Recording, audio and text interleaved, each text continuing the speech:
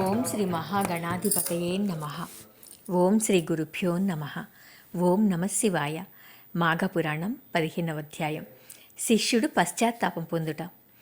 సుబుద్ధియు అతని కుమార్తె ఆమె భర్త మొదలగువారు మాఘస్నానము వలన కలిగిన ఫలితంచే సమస్త దోషములు పోగొట్టుకొని సుఖించారని సాంబశివుడు పార్వతికి తెలియచేయగా, తిరిగి నీలకంఠుని పార్వతీదేవి ఇట్లా ప్రశ్నించింది. నాథ, సుబుద్ధి కుమార్తె వృత్తాంతమును ఆమూలాగ్రంగా తెలియచేశారు. మరి సుబుద్ధి శిష్యుడగు సుమిత్రుడేమైనాడు? అతడే స్థితిలో ఉన్నాడు? వివరించండి. విన కుతూహలంగా ఉన్నది అని సాంబశివుని కోరింది అమ్మ. అందులకు పార్వతీపతి ఇట్లు వివరించాడు. సుమిత్రుడు గురువుగారి కుమార్తెతో సంభోగ క్రీడలు తేలియాడినది మొదలు అతనికి ఘోర పాపమంటెను. తాను చేసిన పాపమునకు ఫలితం అనుభవించుచుంటని కదా అని పశ్చాత్తాప మనస్కుడై గురువుగారి వద్దకు పోయి గురువు పాదములపై పడి, గురువర్య, నేను మహాపాపినైతిని. క్షణభంగురమైన తుచ్చ కామవాంఛకు లోబడిపోయి నీ కుమార్తెయకు సుశీలతో కూడితిని. ఆయనను అది నా దోషము కాదు. నేను పూజాద్రవ్యములు తెచ్చుటకు అడవికి పోవుచుంటిని. దారి అందున్న ఉద్యానవనంలో నీ కుమార్తె చెలికత్తెలతో బంతులాడుచు నేను ఏకాంతంగా పోవుట చూచి నెమ్మదిగా నా వెంట వచ్చినది. నేను అటు అడవి మధ్యకు పోయి ఒక కోనేటి వద్దనున్న చెట్టు కింద విశ్రమించగా నీ కుమార్తె మెల్లమెల్లగా నా చెంత చేరి నన్ను మంచి మాటలతో వంచించి తన కామవాంఛ తెలియచేసింది. నేనందులకు ఒప్పుకోలేదు. నన్ను బలవంత పెట్టింది.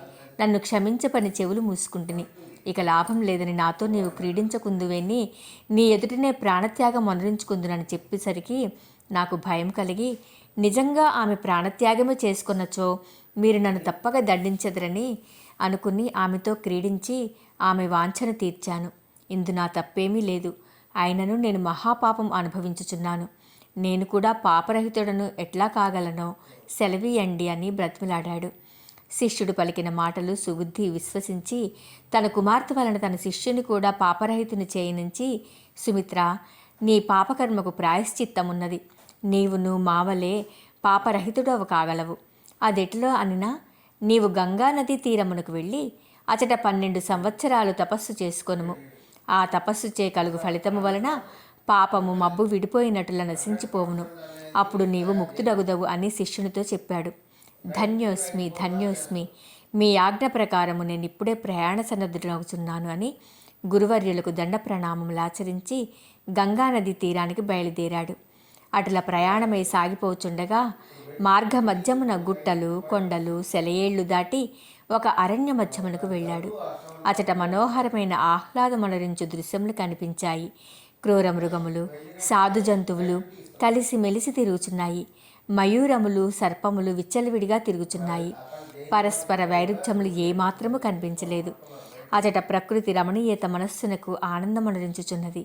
అట్టి ప్రాంతమందు ప్రయాస బడలిక తీర్చుకుందామని ఒక వటవృక్షము కింద విశ్రమించి నలుదిశలా పరికించి చూడగా ఒక ఆశ్రమం కనిపించినది. వెంటనే లేచి ఆ ఆశ్రమం వద్దకు వచ్చి తొంగి చూడగా ఆ ఆశ్రమంలో కొంతమంది పురుషులు, స్త్రీలు, బాలికలు కాషాయాంబరములు ధరించి రుద్రాక్షమాలను త్రిప్పుచూ శ్రీమన్నారాయణుని ఫల, పుష్ప, ధూప, దీప నైవేద్యములతో పూజించుచు మాఘపురాణ పఠనం చేయుచుండరి. మధ్య మధ్య శ్రీహరి విగ్రహంపై అక్షతలు వేసి హరిహరి అని బిగ్గరగా కేకలు వేయచ్చు భక్తి శ్రద్ధలతో ఆనందోత్సాహములతో పూజ చేయుచుండిరి.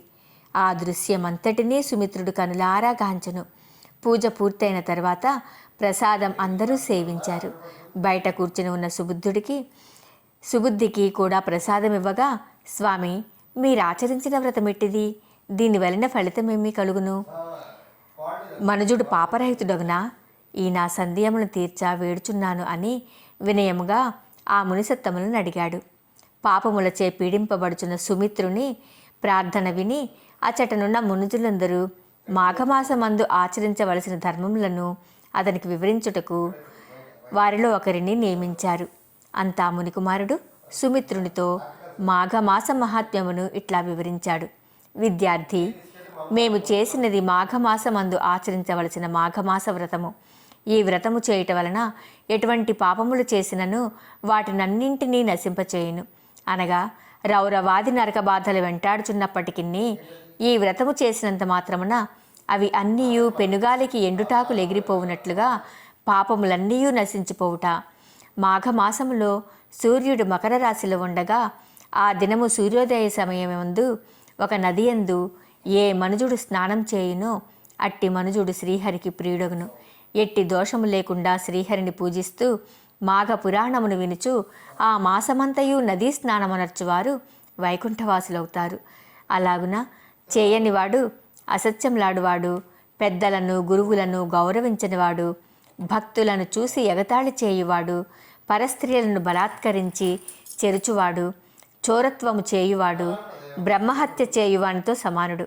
అటులనే ఇళ్ళు తగలబెట్టుట, అబద్ధ సాక్ష్యములు చెప్పుట, జనసమర్థముండు చోట మలమూత్రములను విడుచుట, గుర్రములను, పశువులను, కన్యలను ఇతరుల కమ్ముట మొదలగునవి చేయువారు కూడా బ్రహ్మహత్య చేసిన వారితో సమానం.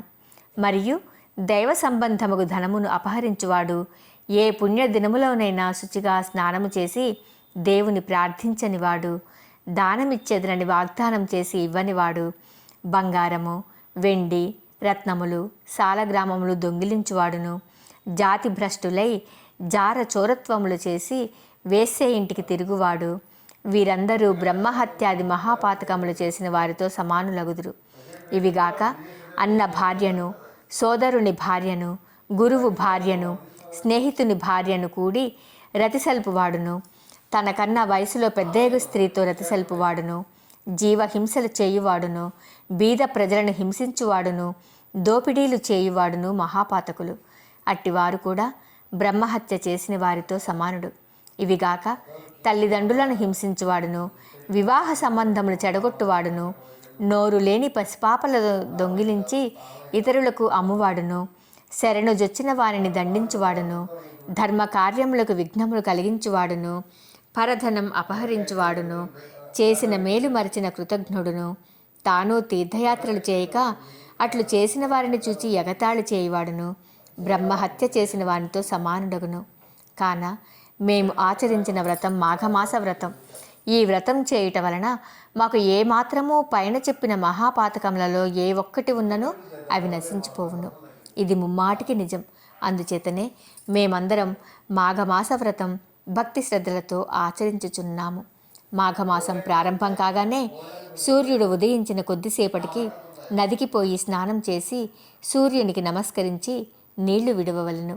తరువాత విష్ణుమందిరమునకు పోయి శ్రీహరికి పూజ చేసి తులసి తీర్థము ప్రసాదం పుచ్చుకోవలను. ఆ విధంగా మాసాంతము వరకు ఏ మనుజుడు ఆచరించునో అట్టివాడు అశ్వమేధయాగము చేసినంత ఫలితం కలుగుతుంది. మాఘమాసమునకు శ్రీహరియే అధిదేవత. కాన ఈ మాసమందు ఆచరించిన స్నానం వలన కలుగు ఫలము ఇచ్చువాడు అతడే కనుక ఆ వైకుంఠవాసుడకు శ్రీహరిని పూజించవలను. శ్రీమన్నారాయణుడు ఒకవేళ నదీ తీరమునందు కానీ చెరువు దగ్గర కానీ విష్ణు మందిరం లేకపోయినచో విష్ణుమూర్తి విగ్రహమును కానీ విష్ణుపటమును కానీ తీసుకువెళ్ళి నదీ తీరమందు తులసి దళంతోనూ కస్తూరి గంధం, అగరు, ధూప, దీప నైవేద్యం, ఫల, పుష్ప, తాంబూలాదలతో పూజించి పురాణ శ్రవణము గావించవలయను. ఈ విధముగా మాఘమాసమంతా చేసి మాసాంతమున ఒక సద్బ్రాహ్మణునకు వస్త్రములు, బంగారము దక్షిణ ఇచ్చి సంతృప్తిగా పిండి వంటలతో భోజనం పెట్టాలి. ధనమున్న వారు బ్రాహ్మణ సమారాధన చేసిన ఎడల ముక్కోటి దేవతలు సంతసించుటే కాక యముడు తన దూతలను పంపజాలడు. పునర్జన్మ కలుగదు. ఈ నా వచనములు అసత్యములు కావు. ఇప్పటి వరకు మాఘస్నాన ఫలితమంతయు విన్నావు కదా. ఇక మాఘమాసం 3 దినాలు మాత్రమే ఉన్నది. కాన ఈ 3 దినములలోనూ ఈ నదిలో స్నానం చేసి పూజా కార్యక్రమమునకు సంసిద్ధుడవు కమ్ము అని మునీశ్వరుడు తెలియచేశాడు. అంత సుమిత్రుడు తన గురువగు సుబుద్ధి తన పాప పరిహార్థము గంగానదీ తీరమునకు పోయి తపస్సు చేసుకోమని చెప్పారు అని ఆ మునీశ్వరునితో చెప్పగా మరలా ఆ ముని ఇట్లా చెప్తున్నాడు. నీ గురువు చెప్పిన విషయం యథార్థము. నీ గురువు పుత్రికతో కూడి రతిసల్పినావు. అందు నీ దోషమేమీ లేకున్నను మహాపాపం మాత్రం సంక్రమించినది. అది నిన్ను వెంటాడుచూనే ఉన్నది. తరుణోపాయము చేయనిచో ఈ జన్మలోనూ మరుజన్మలోనూ కూడా నరకబాధలు తప్పవు. కాన ఈ మాఘమాసమందలి 3 దినముల నిండను స్నానం చేసి శ్రీహరిని పూజించుము. తరువాత నీవు గంగా తీరమునకు పోయి నీ గురువు చెప్పిన విధంగా భక్తితో తపస్సు చేసిన ఎడల నీవు జన్మరాహిత్యమును పొందగలవు. మానవుని మనస్సు వార్ధము, చంచల భావము కలది. నీవు ఇంద్రియాలన్నింటినీ బంధించి ఏకాగ్ర చిత్తముతో లక్ష్మీనారాయణుని ధ్యానించుము అని ఉపదేశించగా సుమిత్రుడు అచ్చట మూడు దినములుండి మాఘస్నానములు చేసి నదీ తీరమందు విష్ణువును పూజించి పురాణ పఠనమును కావించెను. తదనంతరము ఆ ఆశ్రమవాసులకు నమస్కరించి గంగా నదీ తీరమునకు తపస్సు చేయుటకై వెళ్ళిపోయాను. 15వ అధ్యాయం సంపూర్ణం.